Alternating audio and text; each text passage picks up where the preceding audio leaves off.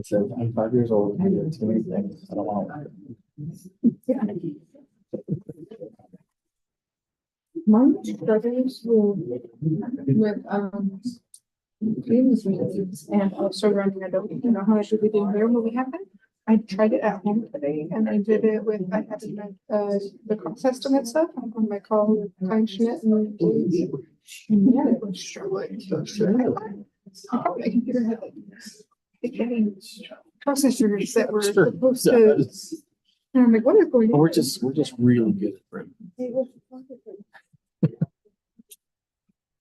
Nancy, my big daddy computer is struggling with the combination of Teams and Adobe for some reason. Every time I tried to share a screen with Adobe open, I tried it in here and then I tried it from my house this morning. It like goes in. You might need to upgrade your graphic card. It goes, oh, maybe it goes into like crazy. I'm gonna try to freeze on you mode. Yeah. Yeah. Now I'm gonna need none of you to bring your computer anymore because you're hogging up too much internet. I'm taking too much. Yeah. I can't have that anymore. None of you bring your Wants to be computers. Electronic, no paper, no paper. Yeah, that means download the PDF. Get off the internet. PDF on the Yeah. internet. You're just reading them into the record. Mhm. Yep, no go.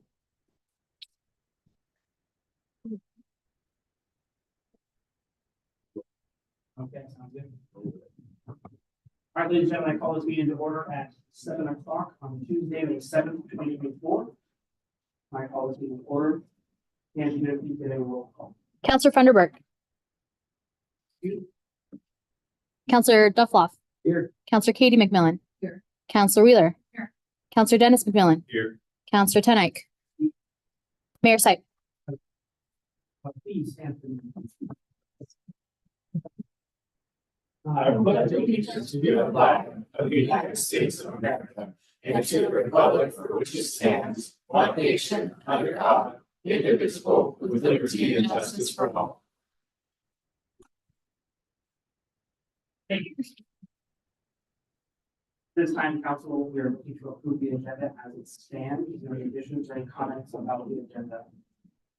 Mr. Mayor, if we have no agenda changes or any discussion, I make a motion to approve the agenda as presented. Thank you. Can I get a second for the motion, please? I'll second that. All in favor? Aye. All opposed?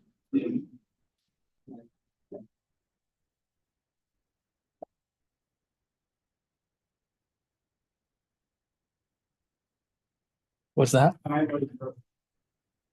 No, we have quorum without it. Yeah, we're good. Thank you. Sorry. Okay, this time we got the city manager report, which we're in the officers meeting, the applicant. Yeah, I'll let Chief introduce our new officer and Judge take care of the ceremony for us.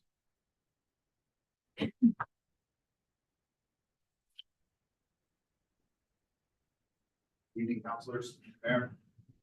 I'd like to introduce you to our newest hire, Corey Potts. He comes to us by way of sheriff's office, who's still in. Fair swear. We've been with the departments about 3 weeks now, a little bit more. Heavily involved in the field training program. We're quite pleased to have him as our underneath. So tonight we'd like to do this morning officially. We want to make sure we do this.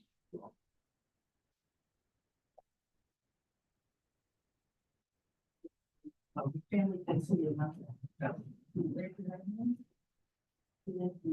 I, Corey Evans, The Unified Police Officer. Do solemnly swear. I will support the Constitution.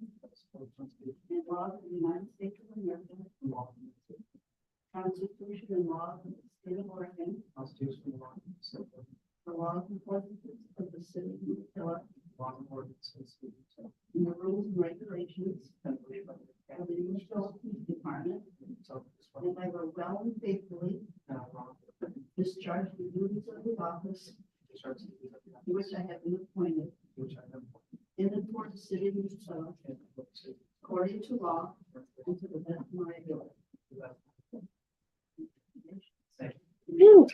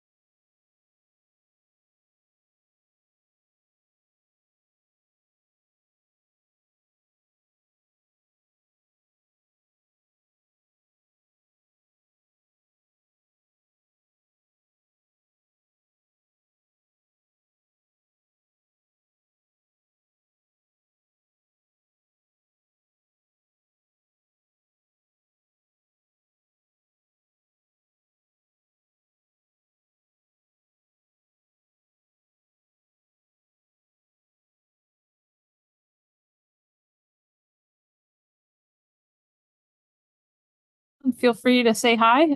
Again, I go by Jess as well. And so I wanted to tell you a little bit about myself before I get into the nitty gritty of what I've been up to in the city. And so a little bit of my background. And so I actually grew up in Stanfield, not too far away from here. I actually played basketball, and I remember playing Umatilla once upon a time. My loyalties right now, I won't say. I'll plead the fifth on that. I then graduated and went to Eastern Oregon University here up in La Grande. I got my bachelor's in science, and then I proceeded to get my master's in teaching. And so you might be wondering, whoa, how did I end up here? So I started teaching for Hermiston. I started teaching during COVID, found myself a little burnt out. And so also we expected our first child. And so I decided to take a break from teaching and focus on becoming a mom. And so the next part of me, very important to me, is my family. I actually come from a family of 6 siblings. And so there's 3 boys, 3 girls. I'm the second oldest. Right now we're all spread out in the area, but when we can, we try to get together.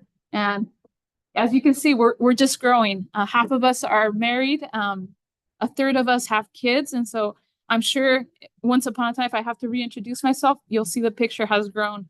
Right now, my pride and joy is Elian, my little guy. We're just a family of 3, but who knows? We're hoping that maybe we can increase us. As far as my hobbies, things that I love to do is I love to be in the outdoors. Hence why I still coach. I actually still coach for Hermiston. Soccer right now. I used to coach basketball. But right now it's just soccer. But it also gave me an excuse to show off some of the fishes that I've caught in my past. So I'm just showing off. I love to fish too. It's very peaceful. Helps me kind of recenter myself. So yeah, if you need to take a closer look, that's a walleye, a big old walleye, and sturgeon. All right. As far as what I've been up to, if you've kept up with our social media recently, I've been pretty active. I've been trying to increase social media engagement, which was one of my initial goals presented to me. So I've been trying to cross post, which means that UPD and Parks and Rec and the library usually have a separate page, but what I've been doing is intentionally cross posting that on our social media. I've also been working on press releases. And so kind of posting them on social media because it's easier access, a different audience, an opportunity to kind of increase that engagement. And then posting important updates. So for example, we had buoys that were put for the pedestrian bridge. And so kind of making more of that information streamlined, be posted on social media. The next goal was improve public awareness. And so one of the goals was to be more intentional about posting press releases and newsletters. And so the newsletter right now is in the works. I'm still working on that, but press releases, we've now made it easy for you to access them. And so I'm going to show you really quick, hopefully hyperlinked it correctly. And so if you go to our city website, it's under the government tab. And then once you're in the government tab, you go to press releases and it'll actually take you to the page I was already at. So I kind of cheated right there, but we have all the press releases that I have released up to date, all English and Spanish. Similarly, we've also had this option, the subscribe option. What we've done is we've made it easier to find. Again, here in a second, I'll show you, but email subscriptions, excuse me, have always been there, but not as readily accessed. So one of the things is trying to make it easier, right? Trying to make it easier for people to find that information. So if we click on this again, it would be in the How Do I tab.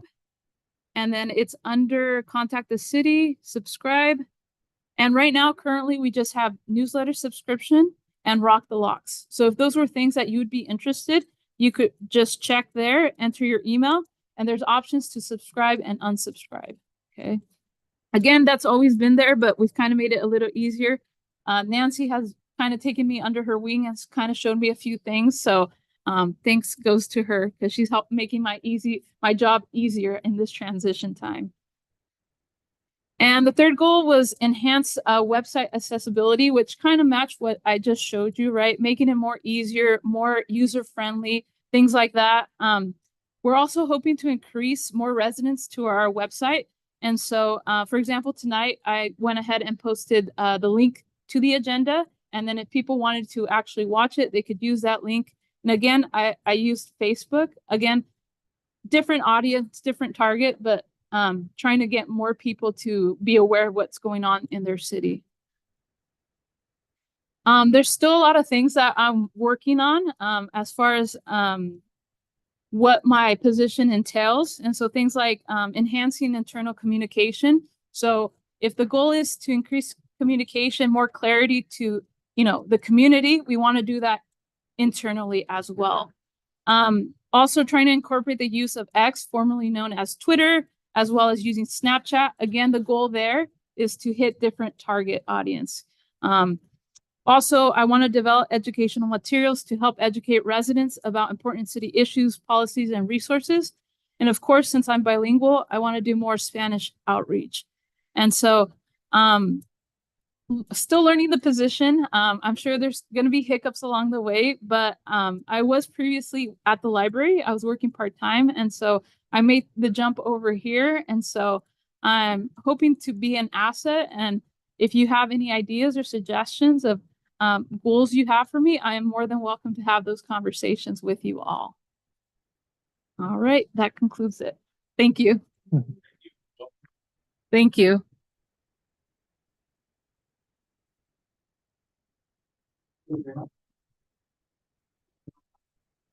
Yeah, so right, too many things up on my screen. Pretty typical. Nothing major other than we are in the water of the Umatilla River. So if you drive by there now, you'll see heavy equipment in there. It didn't fall in. It's supposed to be in the river, and the crane is starting to move the pieces of the bridge on its way out. Our permit is for about 2 months, or in-water work period. We put out notification last week about limited motor boat access upriver. So there's buoys out there right now. So no more motor vehicles. That's a lot of M's going up the river at that point. Kayaks and non-motorized vessels can still proceed with caution in the area. We ask you to probably try to avoid that area if you can. This time of year, we are in a drought. In case people didn't know, water level is low in the river. motorized vehicles can't really get up that far from about this time anyway, so there's not a whole lot of impact there. Bridge will be complete, it'll be on the abutments and it'll look like it's done this upcoming summer, but it's not done yet. We still have utilities and things like that that will need to hang on it. And so just wanted to be aware of that. If you start getting the questions on the bridge is there, why can't we use it? We still have utility work that'll have to take place with that. Our Trail 2 project, which is on the power line side of the river, or the west side of the river, is all but wrapped up at this point. Just tiny few little odds and ends left. We'll give you a walkthrough with pictures and all other good information on there now. But if you go by, if you see lights on that trail, you'll see big solar panels up there because it's a lit trail. It's our first lit trail, and it's all paved and meets ADA accessibility with grading and standards and things like that. So it comes down into the park. So you'll have that connectivity from South Hill down the new trail, across the bridge and into the downtown and to get to the schools and downtown businesses and things like that. So that connection is just around the corner. We're very close. So we had our fishing derby last weekend. Nature was not our good friend, just meant more fish in the pond for our participants. We still had a pretty good turnout of very happy families out there fishing. I don't remember what the size was of our winning fish, but it was quite large. And I apologize, I didn't get the picture of that today, but I saw it this morning. So we'll probably just post something here about a event recap and our winners of that. So outside of that, I don't have any other new announcements. Did you have more Pictures. Yeah. Hi. Happy to join you. I was joking with staff this morning that I'm on my city council circuit starting tonight. So you guys are, the next week I'll hit Hermiston and Stanfield and then the next week Echo. So you have the quarterly report. I didn't know if you had any questions from that, and then I can give you some updates on, we celebrated 2 weeks today of being on site. So I know Dave said you guys went out there about 10 days before we moved in, and everything is different, even just from yesterday. We have 2 storage sheds that appeared today, and so things are just happening day to day to day. We are extremely happy to finally be on site and working through some of those hiccups there. Very, very grateful to Umatilla Public Works, and Leon is on my speed dial and just an incredible asset, and we wouldn't be on site without all the help that we've received. So yeah, I don't know, anytime you guys want to stop by, we're still just functioning as the sleep center right now, but we went through interviews last week to hire more staff so that we could be on site 24 hours a day and start using the individual shelter units. We need to finish building inspections on those, and then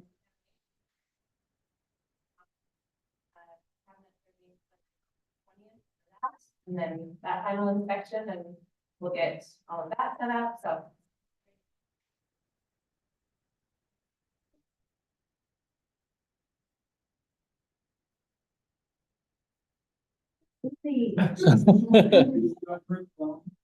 We're gonna show you just a couple pictures from just on the screen, nothing fancy. This is even after the time from when you were last out there. We've had grass delivered. We had trees from Arbor Day that found their way out there as well, to provide a good, shaded area for our guests out there. I also just wanted to highlight from the quarterly report, we're averaging a little more than 370 guests each month, which is ranging between about 40 and 50 unique individuals that are utilizing the service. One of the questions that we do get asked often is, where are they coming from? And then by and large, the answer to that question is the majority of them are from here. They grew up here or in this region within less than like 50 miles from here. And so we get asked the question a lot, are we getting Portland transfers or Bend transfers or even Medford transfers? And the answer to that question is a resounding no, with like almost very few rare exceptions to that. So we just had our point in time count at the beginning of this year as well. And that's the number that they use that bases essentially your state appropriations for the next year. We can debate all day how accurate that is. It is, but it is the tool that is used. We did see an increase this year compared to the previous year. I think a lot of that has to do with the fact that we have a facility like this available. We know where our houseless guests are in the community, and so we're able to track that a little bit better. So it's been a great asset, and I know they've been working out of the old Sears building for a very long time, way longer than any of us wanted. A lot of land use issues that came along with this facility. And when you're talking about federal and three different state funding sources, it just comes with a lot of strings attached. And so it's been a lot of administrative work to get there as well. So anyway, we're just really happy to be at this milestone, happy to Stepping Stones and Jesselyn and her team and for the work they're doing. And it's just been a really great co-op. We presented on April 15th to the state legislature, to their housing committee. As you know, we're one of 8 pilot programs that received funding for the state through House Bill 4123. We have funding. We've been successful enough to, through this collaboration and partnership, to have funding for all the way through next fiscal year for all the partners with no additional general fund dollars. We're the only pilot program that didn't spend all of their appropriations, and that has money moving into the next year. And we're the only one that adopted this type of model of a hired contracted partnership. Stepping Stones has done a great job. They have over 50 partners that make Stepping Stones Alliance and the PATH project function and work. And that number continues to grow. And it's really just a testament to the hard work that they're doing and the success that they've had in their collaboration efforts. And so as we continue to grow the program and we continue to build those partnerships, it's just been a really great project to be a part of. And I think that we will have even more for you next quarter as well, with now we're in our new facility. I just want to add on, we are continuing to do outreach, not only just for community members, but also for the houseless. So we go out once a month with a couple other organizations and give information and what's available for them. And then, like, I presented at New Hope on Sunday to both church congregations or both services.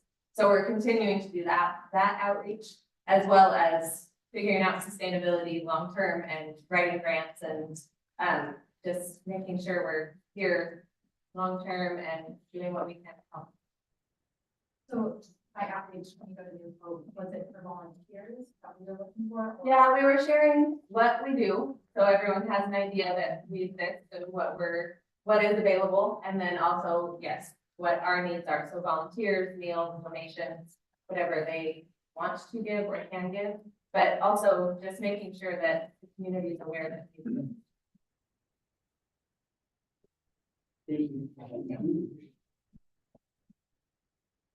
Okay.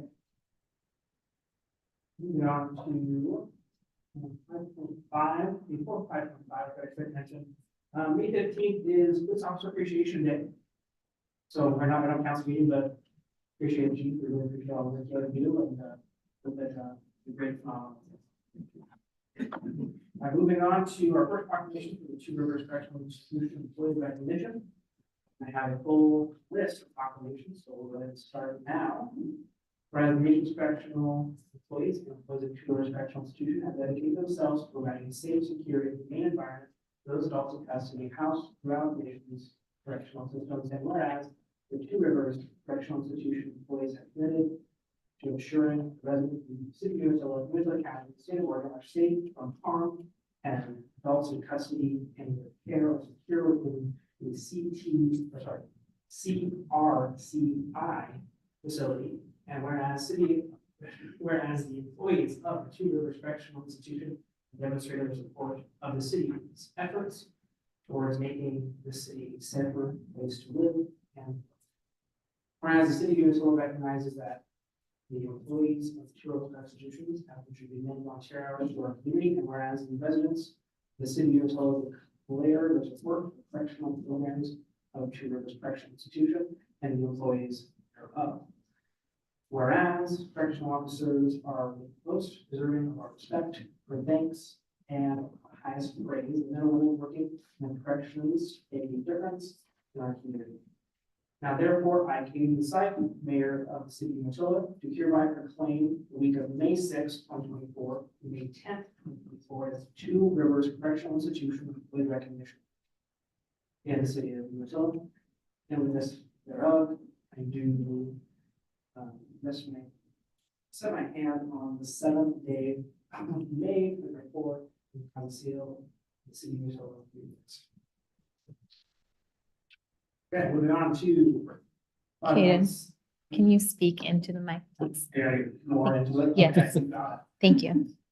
Moving on to 5.6, proclamation for Arbor Day. Whereas National Arbor Day has been an occasion of recognition of the value of trees and the positive benefits to human welfare since 1872. And whereas the Arbor Day holiday was first observed within a planting of more than 1 million trees in Arkansas. And whereas the Arbor Day is now observed throughout the nation and the world.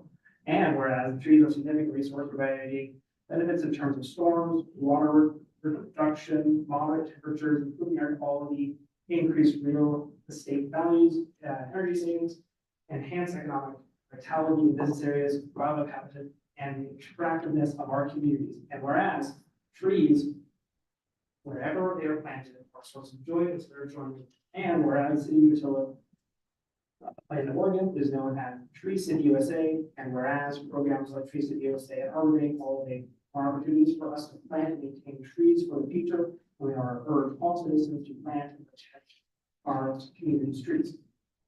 Now, therefore, I insight by virtue of the authority vested in me as the mayor of Minnesota City of Oregon, do hereby proclamate Friday, April 26th, 2024 as an Arbor Day in the City of Matilda. And urge all citizens to support efforts to care and maintain trees in our community.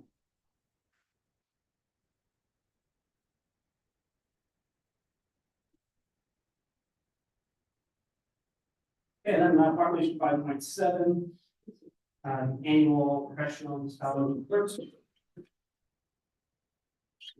Great time. Okay, whereas the office of the professional municipality clerk, a fine, honored, and vital part of local government, exists throughout the world. And whereas the office of the professional municipality clerk is the oldest among public servants, and whereas the office of professional municipality clerks provided professional link between the residents and the local governing bodies and agencies of government at other levels. And whereas the professional municipality clerks have pledged to be ever mindful of the neutrality and impartiality, rendering equal services to all. And whereas the professional municipality clerks serve as the information center on local government and communities functions, and whereas professional municipality clerks continually strive to improve the administration of affairs in the office of the professional municipality clerks throughout participating in educational programs, seminars, workshops, and annual meeting of their local, state, and international professional organizations. Whereas it is appropriate that we recognize the accomplishments of the office of the professional municipality clerks.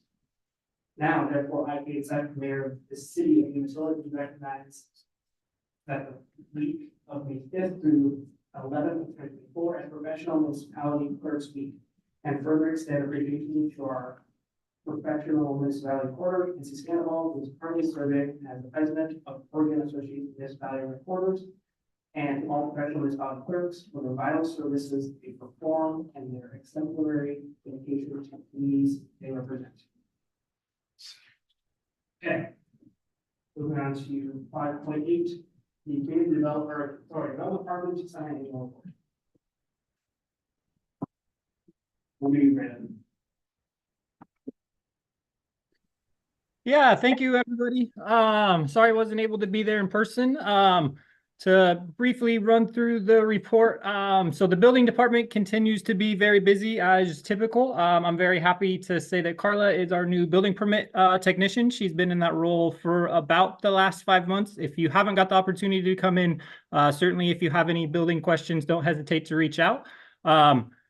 I tried presenting some of our building numbers in a little bit different format, just to specifically get you guys some direct numbers on number of permits for each individual type on there. I will continue to play with that to see if there's a little bit better way to get you all the information. But as you can see from the permit numbers, we are very busy. There is a little bit of a dip in Q2. That's fairly typical as we move into the winter months and kind of new construction gets a little bit tougher. You can really see the difference in the residential permits, 1 and 2 families. So those are all new family homes. As you can see in the Q2, it dipped down to about 13, but then rebounded up to 24 that following quarter, which is pretty typical as we come out of winter into spring.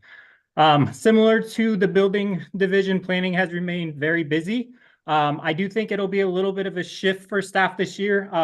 City Council has a couple of administrative or legislative actions for you to consider tonight. The other part of that is the state continues to shift some of the targets as far as what the state calls middle or missing middle housing. So that's really looking to add increased density. So this year, House Bill 3395 passed. That lowered the density for requiring duplexes on any lot where we would typically allow a single family dwelling.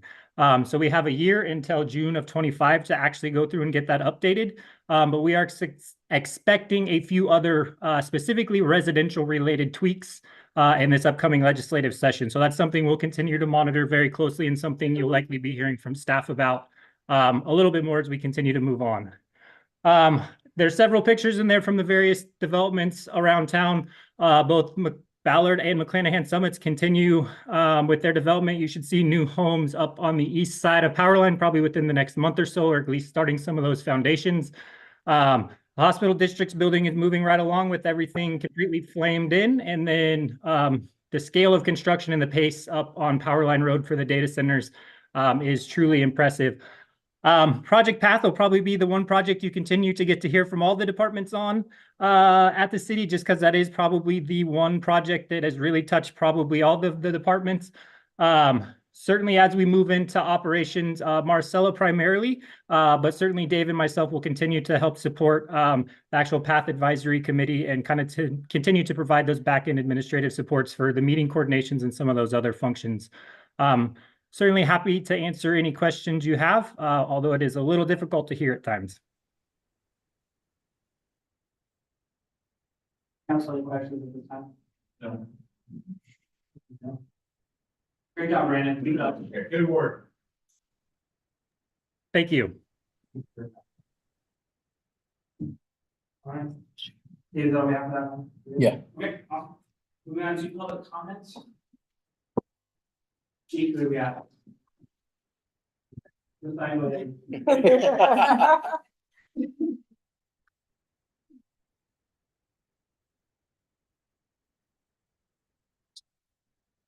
Suicide Barron's, Executive Director at Umatilla Chamber of Commerce, 106 Plain Avenue. That's the office. If you need my address, my personal address as well for the record, 457 Season Avenue. Just a few events coming up here this month I wanted to let you all know about. Hermiston Taxi, that despite their name, services the whole region. They are having their grand opening on May 9th for their new location. They have a new office at 945 South Highway 395, so right in between the old Rite Aid building and the Vietnamese place across from the Hermiston Plaza. That will be May 9th, 3 p.m. to 5 p.m. And then Mother's Day coming up on the 12th. If you want to get some delicious food, there's going to be 2 different brunch buffets going on. One at the Bridge Bistro and Brews, 10 a.m. to 2 p.m. And then also another buffet at Ray's Days Diner. So that's May 12th for Mother's Day. Make sure that you call for reservations for both of them.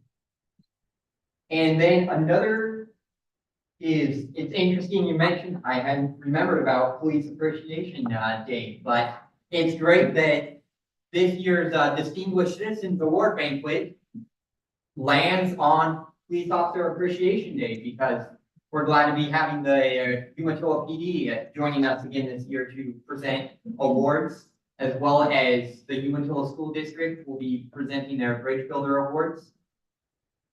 And then I'd like to announce that we have came to a decision, or I should say, the nomination, the community and then the nominating committee has come into a decision.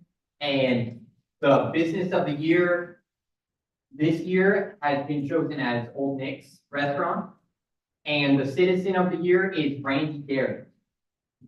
The manager at, I'm sure many of you know her, but, because I'm sure there's a reason why she got nominated, because she's so involved with the Booster Club and the community in Grand Ravine. But we would be glad to have all of you attend the Distinguished Citizens Banquet on the 15th at Ray's Days. Tickets are $35, but you get a delicious prime rib dinner from Ray's along with her home style peach cobbler. And you can either call up the chamber or get tickets on our website, umatillawardchamber.org, and get the tickets there. And one last thing I have to mention is for veterans, Old Nick's Restaurant on May 17th. So this Friday of next week at 11:30, they're having a veterans luncheon. Thank you very much. Thank you, Zach. Thank you. Okay, no public comment. Thank you. Okay, moving on to the consent agenda. At this time, we have just a few invoices. Council, are there any questions about the invoices? I have a question. Yes.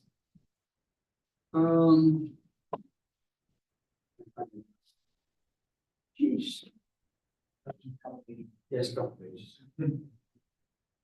I just noticed, maybe it's me, I don't know, but, on page 35, I'm noticing on some other stuff on these invoices, like dump truck repair, it'd be 516.94, 516.94.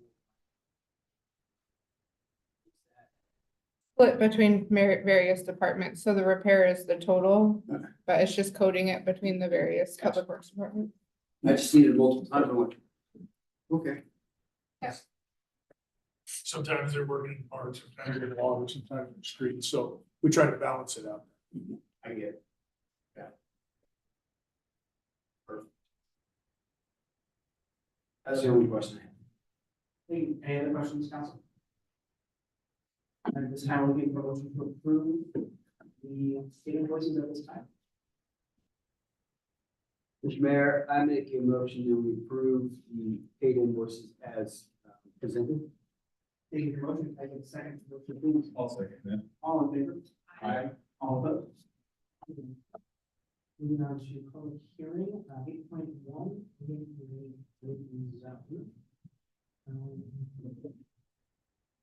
We need a motion to open. I need a motion to go into a public hearing for 8.1, please. Mr. Mayor, I make a motion that we see how would this be, we go into a public hearing. Yeah. You can do 8.1 and 8.2 under the umbrella of public hearing, if you'd like. Mr. Mayor, I make a motion that we go into a public hearing for 8.1 and 8.2. Thank you for voting. Can I get a second motion, please? I'll second that. All in favor? Aye. Aye. You gotta have it in stereo. Yeah. Just to make sure. Thank you. I will now open the public hearing for the Urban Range Group Plan Amendment PA 1-24. A sign of the list is available for those who wish to testify. A person must testify either orally or written in order to be considered a party to the decision and have an opportunity to appeal. Copies of the application criteria are available from staff. The city council must base a decision off of these criteria. Testimony evidence must be directed towards these criteria and other criteria in the plan or land use regulations believed to be applicable to the decision. Failure to raise an issue with statements or evidence sufficient to afford us and other interested reasons or interested persons an opportunity to respond to that issue may include an appeal to the Land Use Board of Appeals on that issue. If new information is presented at the hearing, you request a continuance to allow additional time to respond. You may also request record will be open. The request must be made on the floor record is open. Changes for the hearing and the order presentations are as follows. 1, staff report. Yeah, sorry. The applicant may provide testimony, testimony in favor of the proposal, testimony in opposition of the proposal, different testimony, rebuttal testimony from the applicant, then we close the record. Are there any conflicts of interest or bias be declared by a council member? If so, please state bias or conflict that. This time at the beginning, ex parte, contact regarding the upcoming matter. The council member will so please check the comments.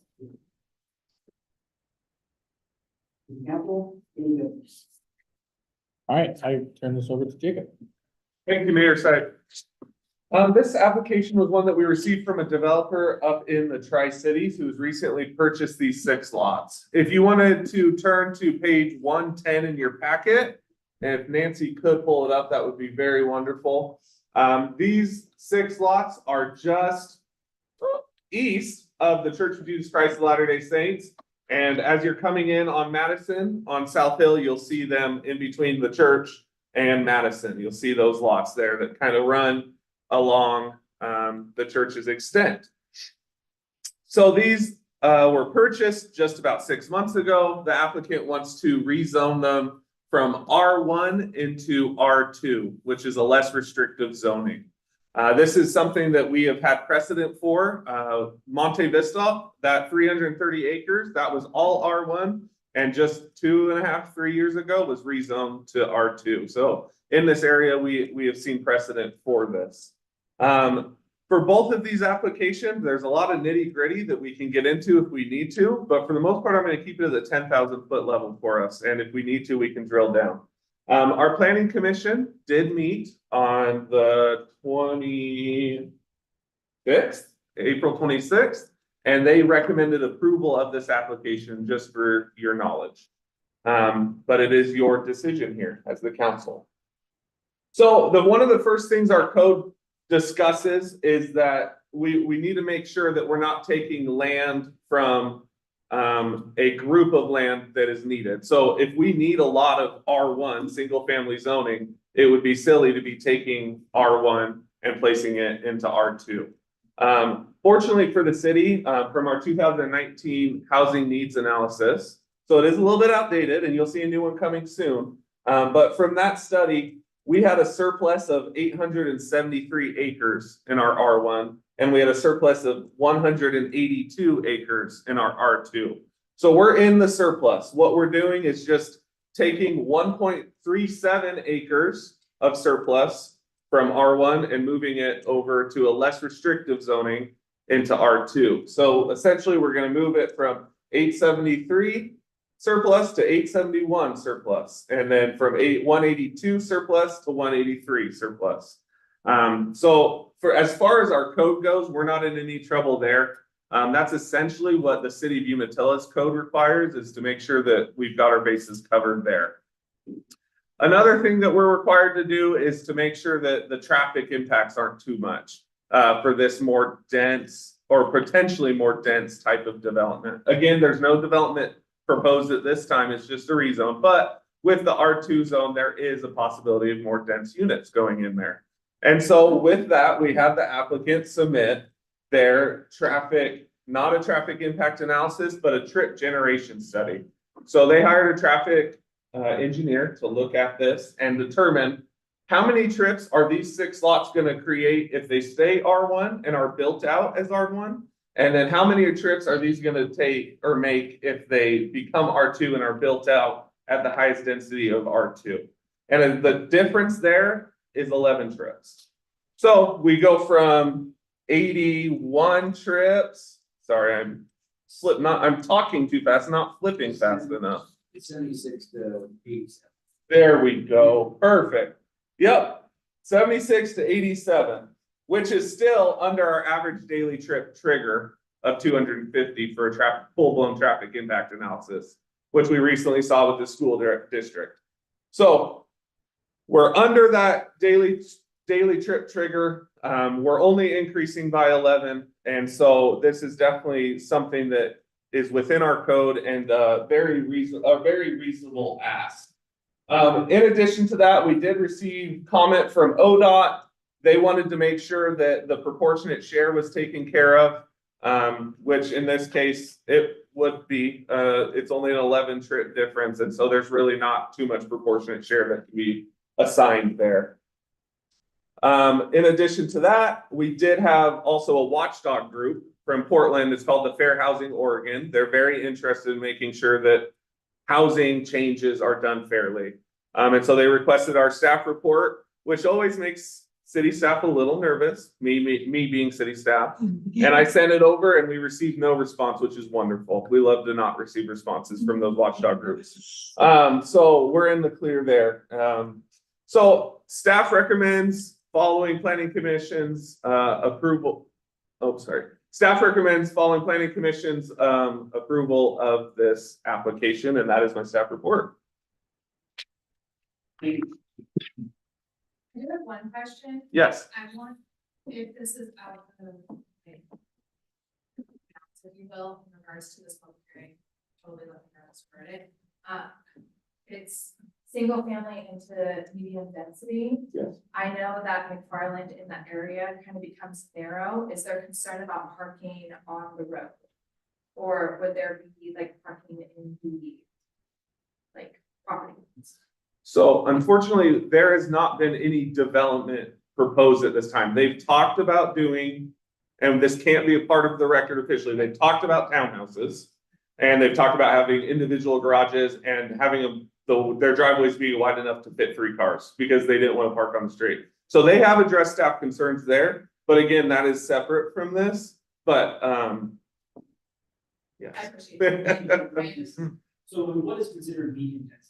When we're talking about R1, what is the difference?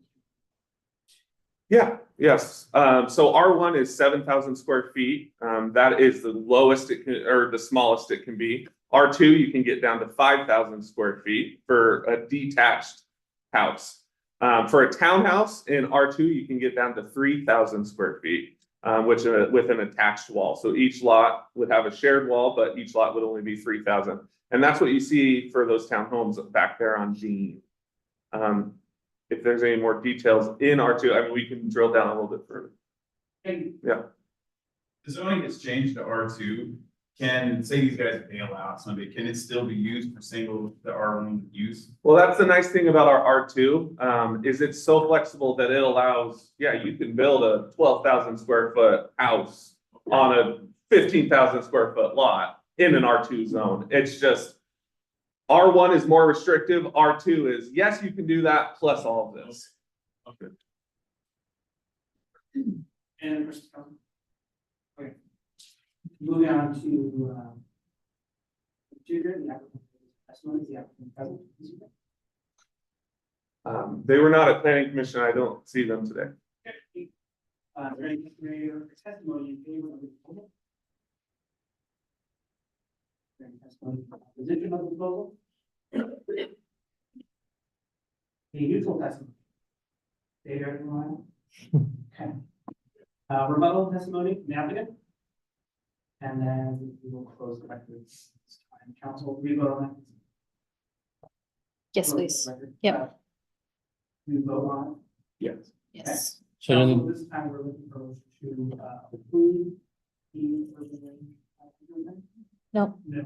close the record. Close the record, Debbie, Yep. Ruth? Yes. Okay, we close the record. April. Mr. Mayor, I make a motion to close the public record, public hearing at this time. No, public record for 8.1. Thank you. Awesome. All in favor? Aye. All opposed? Still in public hearing. So public hearing, so public hearing. Thank you. Now, ever pass a motion that we get someone. So we have to be out of public hearing to approve. So we'll go to the next public hearing. Yeah. And then once you close that We one, hold them all, yeah. yes. Okay, moving So on now. motions. Our second open hearing, we have the cottage cluster and industrial height. I will now open the public hearing for the cottage cluster and industrial height update. The lead C -1-4 assigned available for those who wish to testify. And the person that testifying is orally or written in order to be considered a party to the decision and have the opportunity to appeal. Copies of the applicant applicable category are available from the staff based on Collins criteria testimony, evidence must be directed for new criteria and other criteria in the plans for land use regulation will need to be applicable to the city. Failure is an issue with these statements for evidence sufficient to afford us and other interested person opportunity to respond to that issue must include an appeal to land use board of appeals on that issue. If new information is presented at hearing, you will request a continuance to allow additional time to respond. You may also request the record will be open, and the request must be limited on the record is open. Procedure, the hearing will be held on the application. They present testimony in favor of the proposal, testimony in opposition to proposal, legal testimony, rebuttal testimony, and applicant. Is there any conflict of interest or personal biases to be declared by council members this time? Have there been any ex parte communications regarding this topic? Okay. That part is actually ready. Sorry, Jacob, thank you. Okay, thank you, Mayor Said. This application is initiated by staff, the city of Umatilla. We have brought cottage cluster discussion to city council and planning commission multiple times over the last 2 or 3 years. And in most recent months, we brought it to the planning commission twice for discussion. And then on April 26th, we really dialed down and drilled down to just 2 options here. And the planning commission did make a recommendation of option 1 to the city council for approval. Option 1 is, well, okay, I got to start off here. In the planning world, and this might offend some teachers, but in the planning world, there is no such thing as plagiarism. I know it's a little bit rough, but so lots of good ideas out there, and so what option 1 is adopted and adapted to the city of Umatilla from the city of Kaiser, and option 2 is adopted and adapted from the city of Happy Valley. These were some of the best codes that we found out there on this, and remarkably, you'll find they have some of the very, very similar ideas in there. Very few differences can be found. It's just the way that they are presented in code, if we're being completely honest. So they're both very similar. Option 1, it's cleaner. It kind of fits with our code a little bit better. It doesn't have pictures or diagrams showing up throughout. And it kind of dials down with, if you're interested in square footage, it's got a section that you can go to look at and figure out what you need there. Whereas option 2 kind of bounces around a little bit more and is not as straightforward. So with that being said, staff and planning commission felt that that was the best option to recommend to city council. We did receive comments from the Department of Land Conservation and Development, DLCD. They reviewed this proposed change on their website that we have to submit to. And they were looking through that, triggered them to look through our code. And this is actually how we found out that we're out of compliance for duplexes.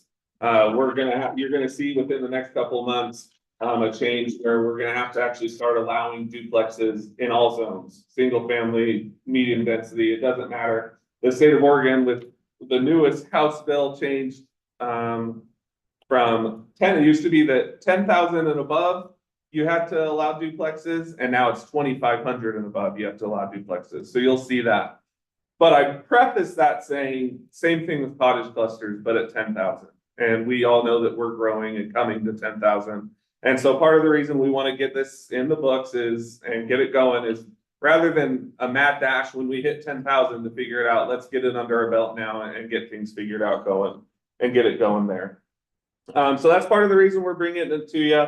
I did want to separate out, in both options, there is a maximum building height change from 70 feet to 85 feet in the heavy industrial zone. That doesn't have anything to do with cottage clusters. It's just sometimes cleaner to run things together for code updates. And so that's why you see that in there.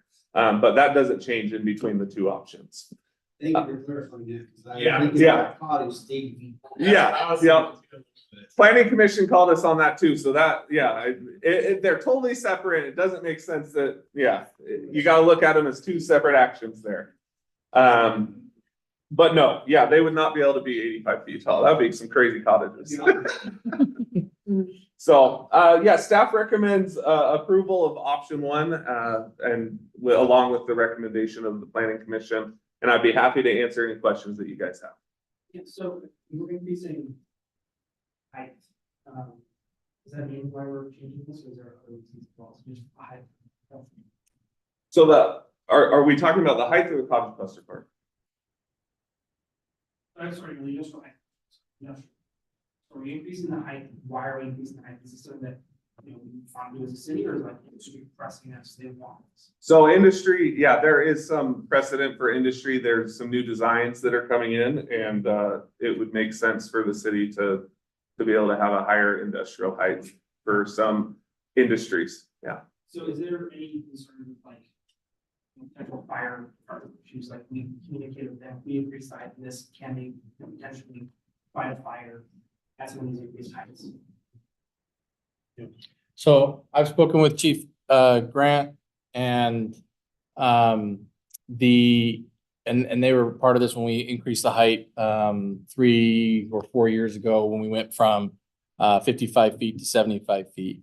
So there isn't a ladder truck that can get you that high. And so it's gonna have to be even at 75 feet, there's not a ladder truck that can get them up there now. There's some that you can maybe have higher lengths that can take you to whatever it is, maybe 100 feet. But what he's saying is that they're going to be looking at other requirements within the building itself rather than trying to utilize. You can buy 100-foot ladder, but that's not something that they're interested in. They're wanting to look at what they already have now, which is in their fire suppression system. So they have water fire suppression systems, and they have, I forget what the foam is for all those electronics that they have there. That's what they're installing out there.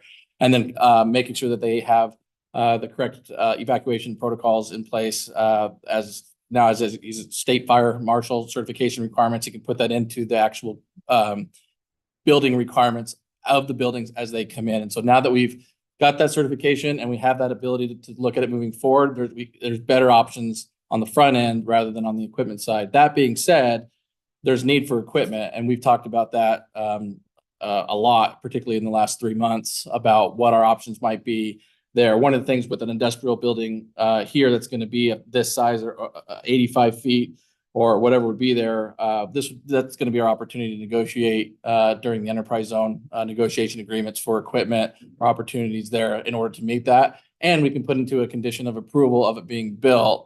What either we have apparatus on site, or you'll buy us apparatus, or you'll build to the fire marshal's code. So do we have the equipment? We don't. And will we get one that size? Maybe. But I think we've given, the chief has expressed that we have at least enough tools in our arsenal to be able to mitigate that or make sure that we meet that moving forward. Real question, this is only for industrial. Yes. And heavy industrial, not light or medium industrial. So the heavy industrial. Somebody wants to come in and build an 8-story hotel. Probably wouldn't. It's not allowed, right?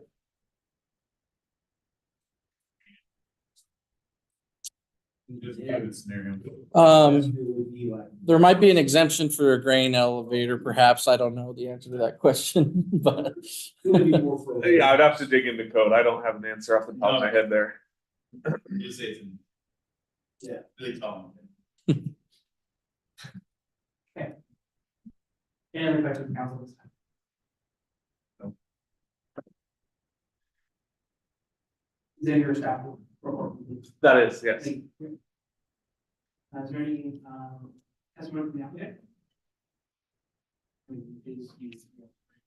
It's us. You are the applicant. You have testimony? Not unless Dave has something else. Okay. Any testimony in favor of the proposal? Any testimony in opposition of the proposal? Any neutral testimony? Any rebuttal testimony from the applicant? Okay, council, this time, you can answer your defense. For sure. Can you close the Motion. I got a motion to close the record. Dave's with his hand.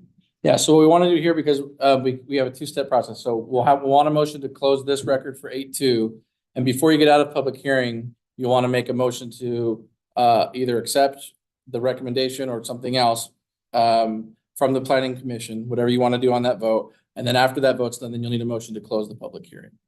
We're not, you can do it all in one motion if you'd like, or you can separate them into two separate motions. Clear as mud? To close the record. I'd like to make a motion, we close the record on 2.2. I got a second for the motion, please. All in favor? Mr. Mayor, I make a motion that we accept 8.2 as presented by the planning commission. And 8.1 and 8.2. Or 8.1 and 8.2. Thank you. I got a second for the motion, please. I'll second that. All in favor? Aye. All opposed? Thank you. So staff will be preparing the ordinances that'll come with this, and there'll be another opportunity to update, and there's a public hearing associated with the ordinances as well. So now we move forward to that next step. Okay. Mr. Mayor, I make a motion, we close our public hearing this time. Thank you for your motion. I got a second for the motion, please. I'll second that. All in favor? Aye. All opposed? Guys have it. We are now at public hearing. Bruce, great job. You guys are But it's a very fun time. If you're not used to reading it, it's just painful. Yeah, we're getting good at it. So we're practicing every day. All right, moving on now to new business. We've got 9.1 Parks and Rec committee appointments. I have appointed Susan Taylor and Alicia Steele to Parks and Rec committee at this time. Next one down. I look forward to including them.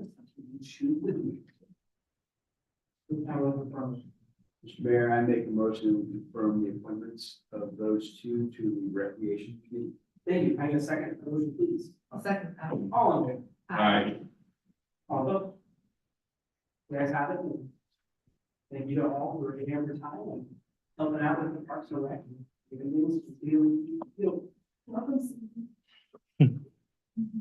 I'm moving on to 9.2. Looking to accept the resignation and declare vacancy on the planning commission. We'd like to thank Mr. Navarro for his years of service to our community, planning commission, and accept the resignation and declare vacancy on the commission at this time. We have a motion. Mr. Mayor, I'd like to make the motion, we approve business item 9.2 and accept Mr. Navarro's resignation. Thank you. Can I get a second motion, please? I'll second it. And declare vacancy. Declare vacancy. Thank you. Thank you. The first second, we, go to vote. All in favor? Aye. All those. We have that.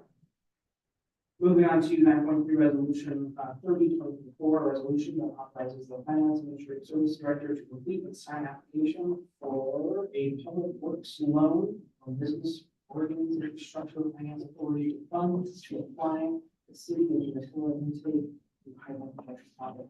Melissa, is this you? Yes, it is. Go ahead. So this is a project that you guys have heard about many times at this point. The city is currently working on design of a replacement CTUIR point of diversion, intake and pump stations, and then a new transmission line pipeline that will take that water initially to the data centers and then eventually for future city potable water supply. Also, it will supply water to the Tri-Swanakit wetlands there.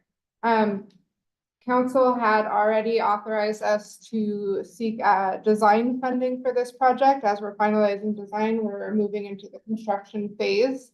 The project size is much larger than the loan that we will be applying for, and so our plan right now is to apply for a loan of our $10 million limit from Business Oregon Special Public Works Fund and fund the remainder of the project through reimbursement from the industrial developer. Awesome. Thank you. Council, if I can do this now. Okay, council, just kind of a motion to approve. I'd like to make a motion, we approve new business item 9.3, resolution 30/2024. Thank you for your motion. I get a second motion, please. I'll second. Thank you. All in favor? Aye. All opposed? And you guys have it. Thank you very much. Moving on to 9.4, a resolution approving, resolution 30, 2024, resolution approving the total payment of $1,800,000 to the Port of Umatilla to support the investment in economic development in the port boundaries. Well, back to you, as Dave. Either one. I'll go ahead and take the lead. So we've, over the last several years, we've continued to partner with the Port of Umatilla on economic development activities in the city. We've both purchased and traded lands, and we've also invested in funds to their general fund for their port commission to use in the best interest of their district boundaries. They've also helped us with several other projects, including ones we have now. And we have in our proposed budget next year of $2 million from funds they received through House Bill 2017 to go towards transportation improvements within the district. And so this is more, and the budget committee has already recommended, although we'll bring it to council soon, that proposed budget, which has both of these in there already, to run that. So we're running more of a formality here to take what is been recommended by budget committee and what's in their proposed budget and our proposed budget, and to bring it here a resolution specific of what that's for. Council, any questions at this time about 9.4? I should say this is to be split over 3 consecutive fiscal years, so 500,000, 600,000, 700,000 in each of the next years, 3 years respectively.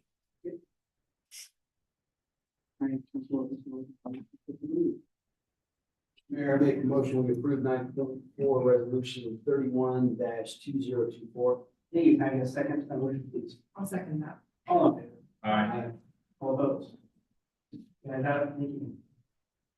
Moving on to 9.5, resolution 32-2024, a resolution authorizing the mayor to sign an intergovernmental agreement with the Umatilla County for dispatch, emergency and non-emergency communication services.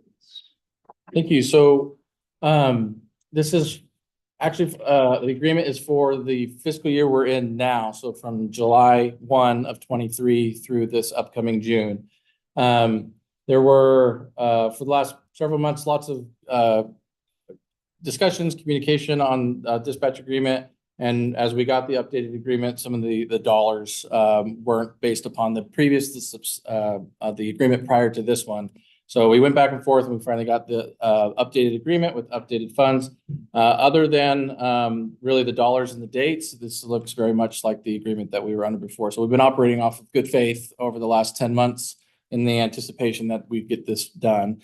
We did have, just for your information, we did have a good discussion today with the majority of the partners of Umatilla County Dispatch, and anticipate coming back to you soon within the next month or so with update on those discussions and on those proposals. But this is for our current fiscal year.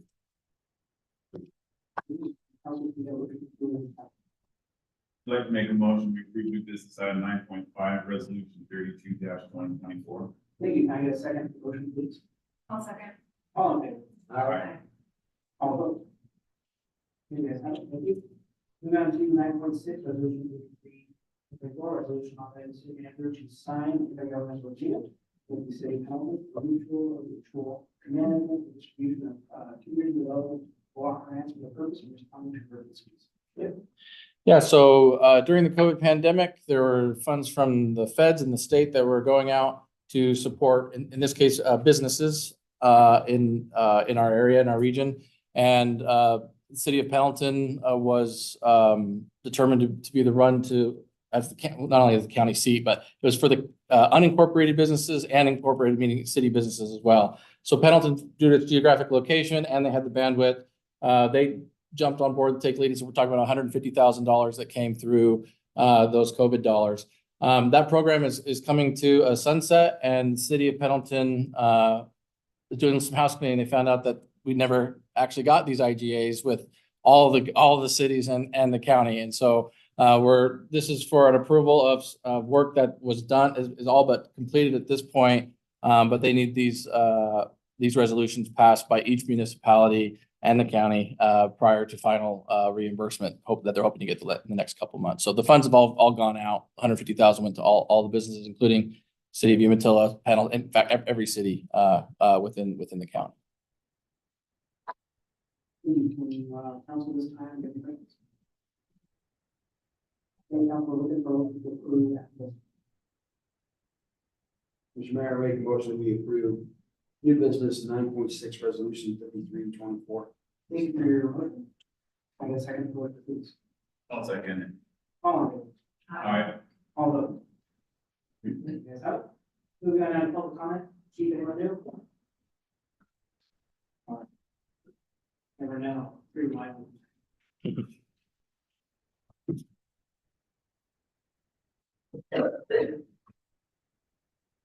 Our quarantine council, you have something to add, or you're getting out? No, I'm. Oh, you did? All right. You signed up. I don't know.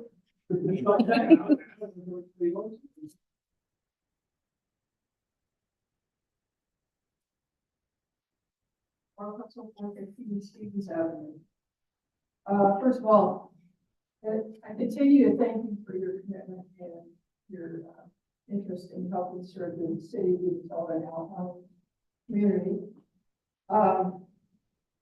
Actually, I'm very disappointed we didn't have a proclamation for Police Week, but I'm glad that it got brought up so people would at least recognize it. For the week of the 15th. I'm very impressed with the new path and the work that's being done on the bridge, for the footbridge. I am a little concerned about the very end of that path. If you take a look at it, it is steep. And it is very steep. So I don't know if you're gonna put handrails or anything like that in there for older people like me, being retired. It would be helpful there. The other thing, I hope that there is going to be some consideration for our neighborhood in helping with some road repair over there because of all of the trucks that have been going up and down the street have all but destroyed our street. Part of that road is in the city, but the other part is not in the city. And we have trucks every single day going up and down that road. Early on, and I got up in my first public comment, one of the things that I talked about was looking forward and asking questions. Again, that's coming up tonight. We have special districts that are involved in some of these decisions. I hope that you continue to reach out and talk to those districts that are affected, particularly the fire department.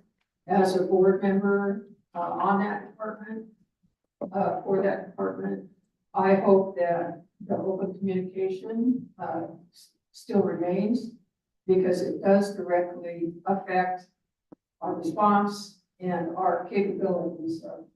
So I'm glad you're at least asking the questions about that.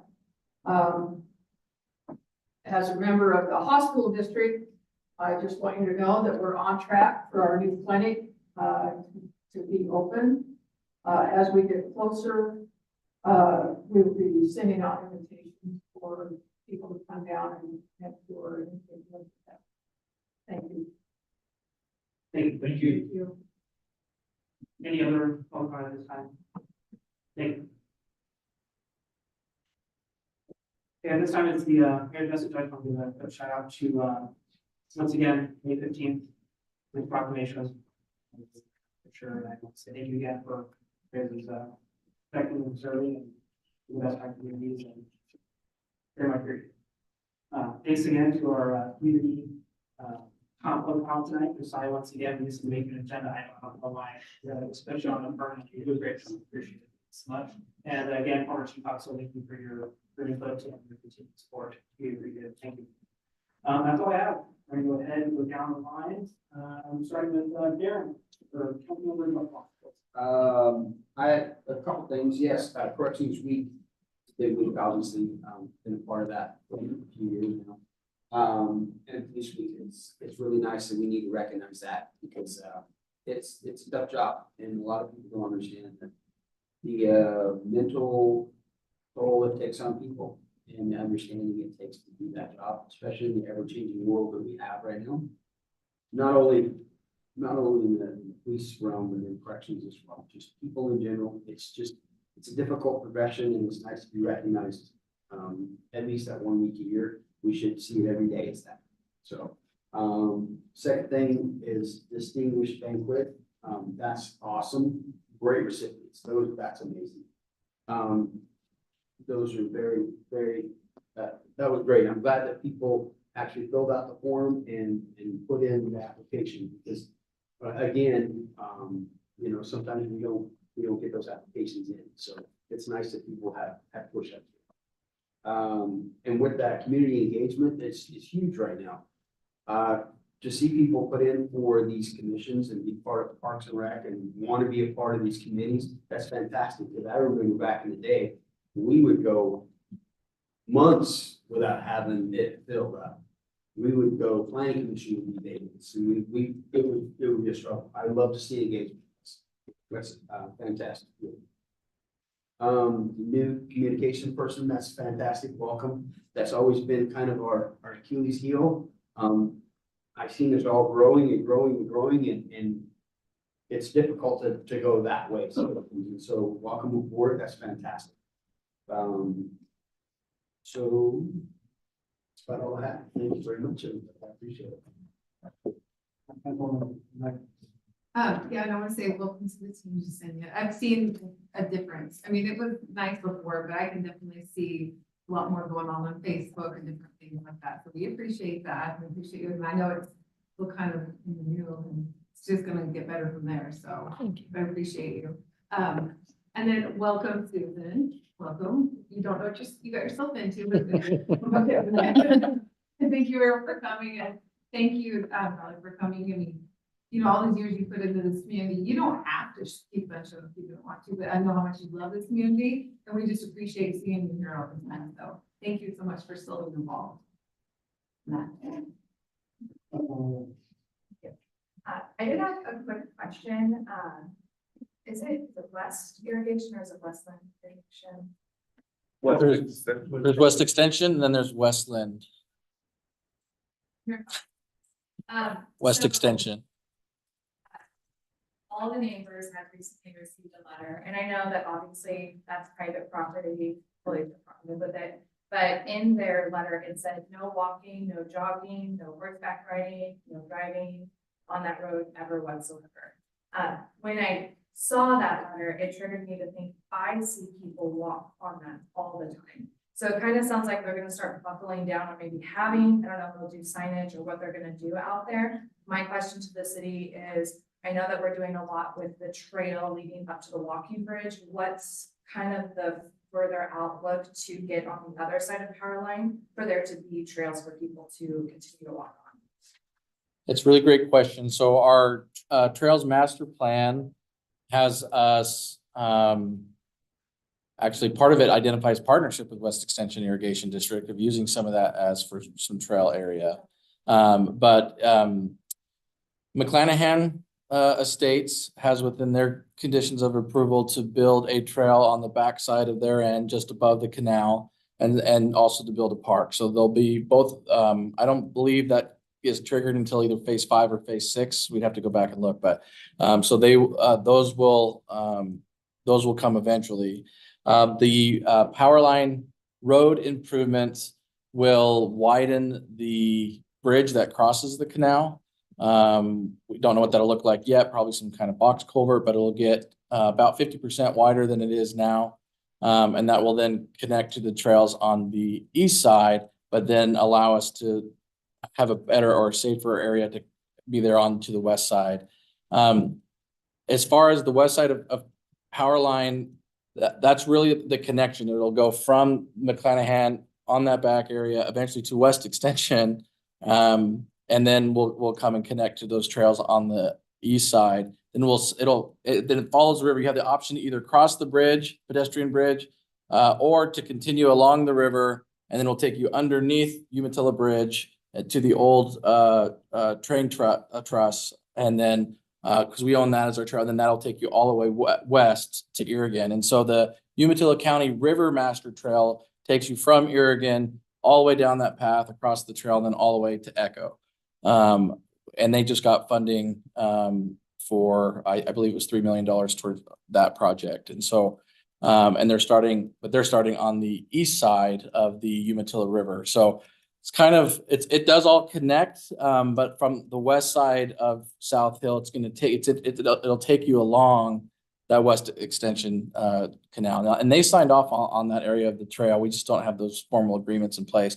Part of the reason that'll come into play with that will almost certainly be an intergovernmental agreement, an improvement to that trail, and then us agreeing to then patrol it. So it's not in that condition today, and it's become an attractive nuisance for unattractive behavior down there. So that's we didn't know what their plan was going to be or what correspondence was going to go out. We got the same letter that you got at the same time you got it. So knowing that that's kind of their stops here at the moment, between that and when are we planning to have that conversation with them and maybe take on? I just don't want people to get in trouble for being on that trail, because we're getting to summer and people are gonna start walking. Yeah, so Trail 2 is our that we just completed, was our number 2 priority in the Trails Master Plan. I don't have that plan totally memorized. I'd have to look at it and see where it was in the priority. I know it was somewhere in the middle. So I'm not sure what that timeline looks like. We'd have to look. Gravel roads around, not supposed to walk in. It's owned by the Bureau of Reclamation, so it's owned by the federal government. Yeah. Off the record, of course. That is for, Councilmember Beal, how do you? Sure. Yeah, I want to thank the men and women of law enforcement and corrections too, because you guys do a lot of great work in the community. You work 24/7 and tirelessly, to keep us safe and keep us hooligans off that dang gravel road that they're not supposed to walk on. And anyway, so thank you very much. I also want to say thanks. It's been a couple of weeks, we had the budget thing, and so I want to say thanks to you guys for quite a few weeks ago now. You guys took the time to take us on the tour. That was really cool. So, thank you very much for showing us stuff that, haven't seen and things that you be seen. So anyway, thank you very much. And thank you for everybody for showing up, and I'll keep it short and sweet. So thank you. Great. At this time, council, looking for a motion to adjourn. Going to session. Session. Oh, yeah. Mr. Mayor, I make a motion to adjourn the regular session. Executive session. I say that. All right. Second, all approve, or all in favor? Aye. All opposed? And, Right. We'll get to do it. Thank you. Have a good evening. Give me a second. That was my fault. If everybody leaves, I mean, it doesn't matter, but Scott's already on it, I guess. you were so. Script.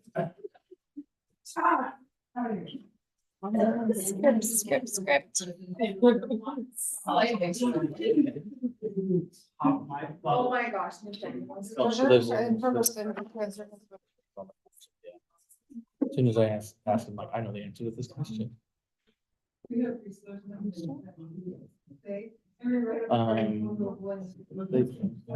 Brandon's there. Yeah.